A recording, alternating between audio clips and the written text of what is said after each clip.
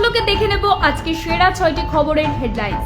চিকিৎসা শাস্ত্রের যৌথ নোবেল, মাইক্রো আরএনএ নিয়ে গবেষণা, দ্বাররক্ষী মোতায়েন মণ্ডপে মণ্ডপে, সংখ্যালঘুদের পাশে বাংলাদেশ সরকার, হরিয়ানায় 3 ছক্কা বিজেপির, সংশয়ে কংগ্রেস, অভিজ্ঞতা ছাড়াই এমবিবিএস, চক্ষু চড়ক গাছ বিচারপতির, ওপার বাংলার মণ্ডপে চলছে আগুন, মুসলিম হয়ে পুজো উদ্বোধন তাসলিমার, লক্ষ্য পূরণের দৌড় স্তব্ধ, দু চোখে স্বপ্ন নিয়ে চলে গেলেন বেট। চলে যাব বিস্তারিত খবরে। প্রতীক্ষার অবসান, 2024 সালের নোবেল পুরস্কার প্রাপকদের নাম ঘোষণার পালা শুরু হয়েছে। আর প্রথমেই ঘোষণা করা হলো চিকিৎসা শাস্ত্রের নোবেল জয়ীদের নাম। রয়্যাল সুইডিশ একাডেমি অফ সায়েন্সের তরফ থেকে ঘোষণা করে জানানো হয়, মাইক্রো আরএনএর উদ্ভাবন এবং জিন নিয়ন্ত্রণে গবেষণায় উল্লেখযোগ্য অবদানের জন্য চিকিৎসা শাস্ত্রে যৌথভাবে নোবেল দেওয়া হচ্ছে মার্কিন বিজ্ঞানী ভিক্টর অ্যামব্রোজ এবং গ্যারি রুফকুনকে। ভিক্টর অ্যামব্রোজ এবং গ্যারি রুফকুনকে চিকিৎসা শাস্ত্রে নোবেল দেওয়ার বিষয়ে কমিটির তরফ থেকে জানানো হয়েছে। সি এলিগান্স নামে 1 মিলিমিটার লম্বা একটি কিট নিয়ে গবেষণা করেছেন এই দুই বিজ্ঞানী। এই গবেষণার ফলে সি এলিগান্স নামক কিটের দেহে এমআরএনএ রূপান্তরের বিষয়ে জানা গিয়েছে। গবেষণা করে দুই বিজ্ঞানী বিশ্বে জানিয়েছেন যে 1 মিলিমিটার লম্বা এই জীবে আরএনএ রূপান্তরের ফলে ডিএনএ এর মধ্যে জিনগত প্রোটিন তৈরি হয়ে থাকে। বাংলাদেশে পালাবদলের পরপরই দেশের বিভিন্ন জায়গায় হিন্দুদের উপরে হামলার ঘটনা ঘটেছিল। হামলা হয়েছিল মন্দিরের উপরেও।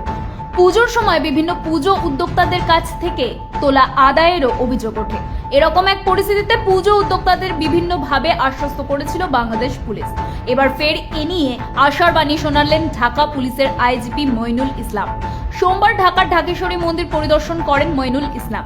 সেখানেই তিনি বলেন, পুজোয় কোনো রকম হামলার কোনো সম্ভাবনা নেই, তবে এরকম কোনো ঘটনা ঘটলে সঙ্গে সঙ্গে ব্যবস্থা নেওয়া হবে। প্রতিটি পুজো মণ্ডপে সিসিটিভি ক্যামেরা বসানোর কথা বলা হয়েছে। একথা জানিয়ে আইজিপি বলেন, দুর্গাপুজোয় আনসার ভিডিপি মোতায়েন থাকবে। এছাড়া সশস্ত্র বাহিনী মোতায়েন সহ থাকবে বিশেষ পুলিশ বাহিনীও। পুজো মণ্ডপগুলোতেও 24 ঘন্টা স্বেচ্ছাসেবকরা থাকবেন। এছাড়া গুজব রোধে সাইবার নজরদারি তো রয়েছে।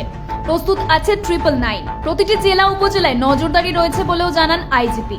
আইজিপি আরো বলেন, জেল থেকে জামিনে যারা বের হয়েছে তাদের ওপর আমাদের নজরদারি অব্যাহত আছে। কেউ যদি আবারও কোনো হামলার ঘটনায় জড়িত হয় তাদের আর বাইরে আসার সুযোগ নেই। ভারতের নির্বাচন কমিশনের ওয়েবসাইট অনুসারে জম্মু ও কাশ্মীরের বাসহলি আসনে 16,034 ভোটের ব্যবধানে জয়ী হন বিজেপি প্রার্থী দর্শন কুমার। বাসহলি কাঠুয়া জেলার এক শহর। নির্বাচন কমিশনের দেওয়া সর্বশেষ তথ্য অনুযায়ী সংখ্যাগরিষ্ঠতা পেরিয়ে গিয়েছে ন্যাশনাল কনফারেন্স কংগ্রেস জোট।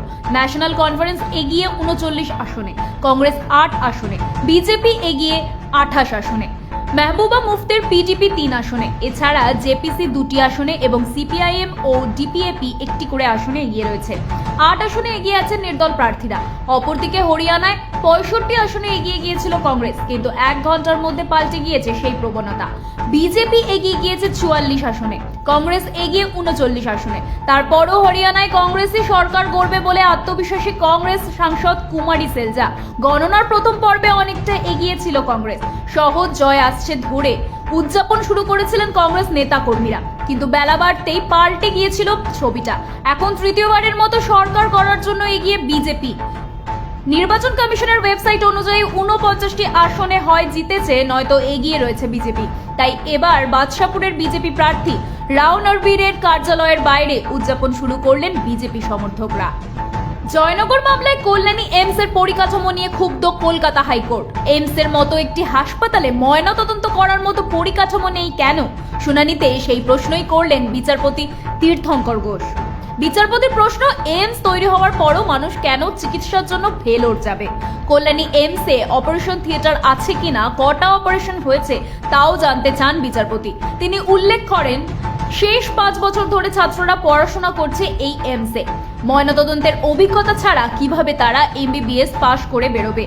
এ বিষয়ে বিস্ময় প্রকাশ করেন বিচারপতি।